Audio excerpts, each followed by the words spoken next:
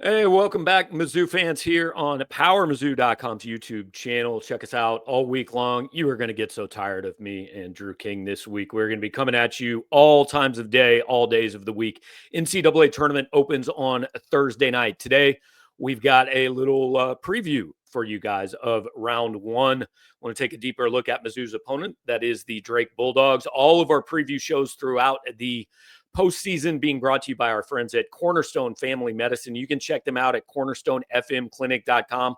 You guys might have a little anxiety this week. Maybe you're just going to sit down in front of the TV and gorge and eat unhealthy food, and you're going to need some help losing weight next week. They can help with all those things. Virtual access 24/7. Check out their memberships at cornerstonefmclinic.com. Now bring in our guest, somebody who, well, I mean, I hope knows a lot more than Drake about Drake than I do, because frankly, the amount I know about Drake is not a ton. Sean Roberts, morning show host on 106.3 KXNO, and also does the in-game production, in-game hosting for Drake basketball. Sean, how you doing, man? I'm doing good. Thank you very much for having me on. Appreciate you reaching out. And yeah, anytime I get to talk Drake Bulldogs, I'm more than thrilled to do so. Yeah, so first, just kind of for everybody watching, like I said, you do the in-game production. I don't know what the hype man, the MC, I don't know what the correct description for that is, but I kind of let them know like what your role is and what your background. I mean, did you go to Drake? How'd you become kind of a Drake guy? So my background is I'm from the Chicagoland area. Grew up in the suburbs of Chicago. Came out here to Des Moines. Played baseball. Grandview University, which is an NAIA school.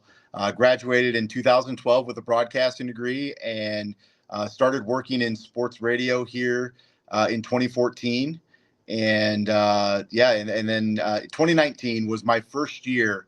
Darren DeVries and I guess kind of the whole athletics department there decided that they wanted to try some different things and lively up the in-game atmosphere at the Knapp Center. And so they brought me in. I've been the in-game host, MC, hype guy, whatever you want to call it, since 2019.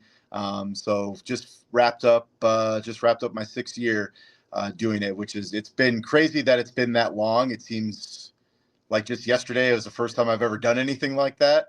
But yeah, so I do that. I host a sports show here in Des Moines right now in the mornings from 6 to 8, which is also the Iowa Sports Radio Network as well. So it's simulcasted throughout the entire state of Iowa, which is pretty cool. But yeah, that's my affiliation with Drake. Didn't go there, but they brought me in, and I've become a diehard Drake fan, and yeah, it's been a fun ride. So Missouri fans fairly familiar with Drake and what DeVries did there, because it's a regional school and pay attention to him and all that. I think nationally there were some questions. Can this D2 guy come in and do what DeVries did? There were no questions about that from Missouri's point of view, because I think honestly there were a lot of Missouri fans that wanted Mizzou to interview Ben McCollum and maybe hire him when Conzo Martin was fired. Now the problem was Missouri had the Kim Anderson experience happen, so like it wasn't Ben's fault, but Missouri just wasn't going to hire another successful D2 guy, right? The fan base, I don't think would have taken well to it. What has he done so well in year one that has made this pretty seamless?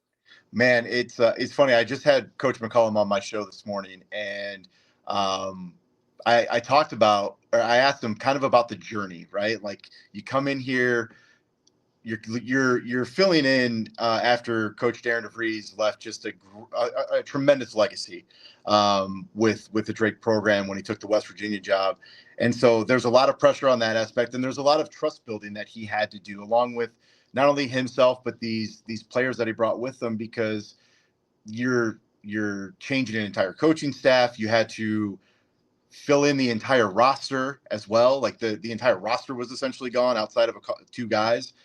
So there was just a lot of question marks, and I think Coach McCollum's done a really good job of, like, he didn't come out and say, this is who we are and this is what we're going to do, and you need to just trust us right now and fill up the Knapp Center. I think he took the approach of, listen, I'm not going to change who I am. I'm not going to change my philosophies on things, and give us 10 games or so and watch us and build the trust that way. And it definitely has worked.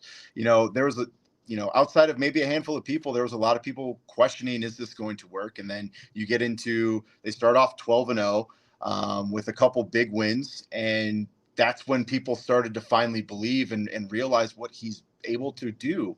And then next thing you know, everyone around the Knapp Center is wearing white dress shirts and blue ties. And it's been kind of a Ben McCollum craze. But I think he's done a great job of building trust within the fan base throughout this entire season, and it just keeps getting higher and higher and higher.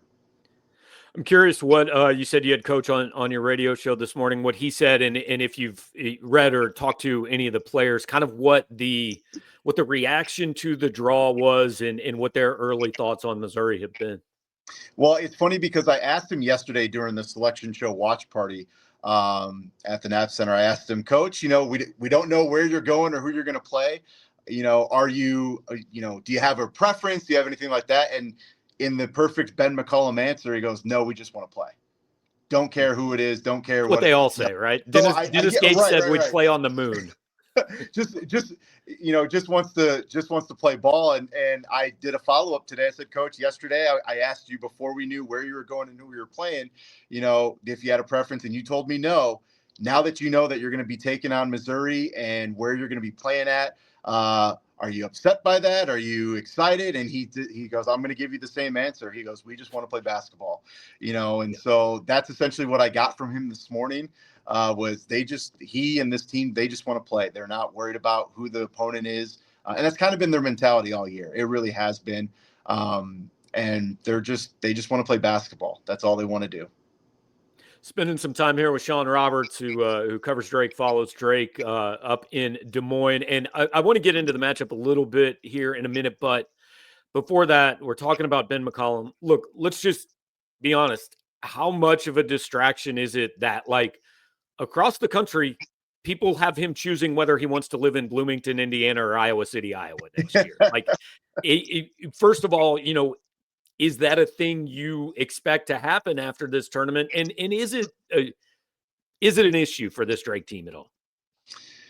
I don't know if it's an issue. They seem pretty buttoned up when it comes to the distraction aspect. Now, do I think something is going to happen? I think it's just the way it is in 2025, especially if you're a mid-major school like Drake is, and I say we, but as a fan, and it's definitely someone who covers the state when it comes to collegiate sports. Just went through this a year ago when it comes to Darren DeVries, and now speaking of Darren DeVries, that is a potential name that is maybe for the Iowa coach. So here I am, 2 marches in a row in the depths of West Virginia Twitter, getting those responses. It's a bad place. I've been there. Get out. It's a bad place, man. It really is. But no, I think Coach McCollum he's very, what I've gotten to know with him is he's very tunnel visioned.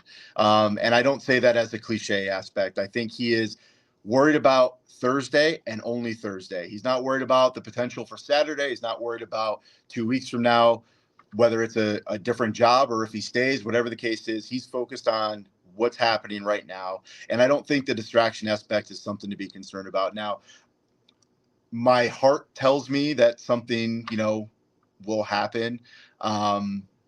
Or my mind tells me something will happen. My heart wants to say he's going to stay in Des Moines for a little bit longer, but we'll see. It's hard to argue when certain places come calling and there's certain financial figures thrown in front of you. Right. All right. So just spend the second half of this kind of talking specific to Thursday's game and the matchup. And look, I proclaim to be no expert on Drake. I expect you would not say you're an expert on Missouri. So I'm going to kind of throw my thoughts at you and just ask you if you see it the same way or differently. It is no secret. This is a huge contrast in styles. Drake, legitimately the slowest team in the country as far as tempo. Missouri is not necessarily run and gun, but they like to try to get some steals and get out and play at a quicker tempo. My initial reaction is if this game gets to the 70s, I'm not sure Drake can win. Do you think that's wrong? No, I don't think you're wrong at all. Just the style of play that Drake plays, and it's going to be frustrating.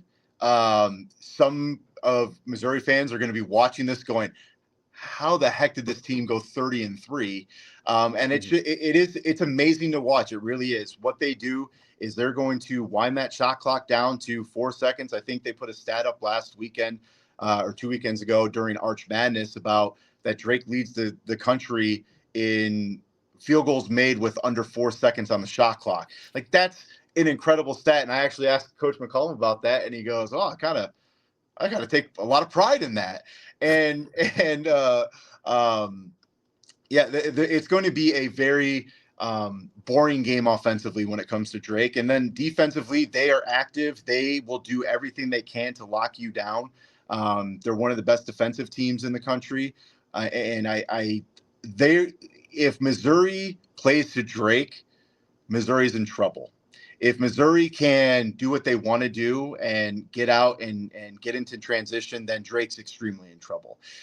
But really, outside of 3 games, and even in some of those 3 games, Drake was right in those when it came to the Right. losses. So a lot of teams have catered to Drake's style of play, and that's what they want. What do you think is more likely? Missouri could win a 65-60 game, or Drake could win an 80-75 game? Like, Missouri wins. neither of those things is likely, but Yeah, Missouri wins the lower score there. I yeah. think I think that's more likely to happen than Drake getting into a battle with Missouri, because it's just that's not what they want to do. Right. That's not who they are, you know. And if they're forced to get into that game, like I said, I think Missouri is in good hands there. The matchup for me, if I'm Ben McCollum, I'm looking at and saying, how do we? This has to be priority one. Is Mark Mitchell for Missouri? He's 6'9", 230-ish. I know Drake. The big thing going around Missouri fans right now is Drake doesn't have a guy over 6'8". Drake, the one kind of weakness statistically looking at them is 2-point field goal defense. Like, teams shoot 56% against them. So I what do you think Drake's best approach or best plan is dealing with Mitchell? Man, you're gonna have to Cam Yow's gonna have to have a hell of a game. You might see some switching with Daniel Abreu, and those two kind of flip flopping. Tavion Banks as well. Um, Good luck and this is why Coach McCollum is who he is, because I don't know how they're going to be able to navigate that. That's the one thing that has kind of surprised me, I guess, most throughout this season, is because when you see this Drake team in person, they're not big by any means, and even there was a lot of bigger teams in the Valley that they would take on and not get to see it up close and personal at the Knapp Center. And I'm sitting there going, how are we going to do this?